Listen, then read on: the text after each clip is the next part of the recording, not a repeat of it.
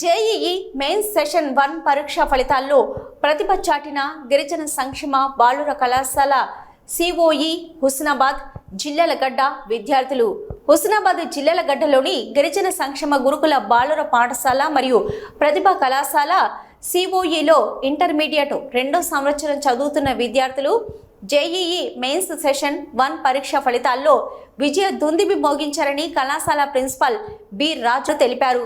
B Sunil 81.08%, D Siddharth 77.33%, B Mokshagna 77.04%, G Vishnu 74.81%, J Vijay 73.56%, K Prem Charan 71.96%, ఇంకా 16 మంది విద్యార్థులు 60% పైగా పర్సెంటేజ్ సాధించారని తెలిపారు. ఈ సందర్భాన్ని పురస్కరించుకొని ఉత్తమ ఫలితాలను సాధించిన విద్యార్థులను ప్రిన్సిపల్ రాజు అభినందించారు.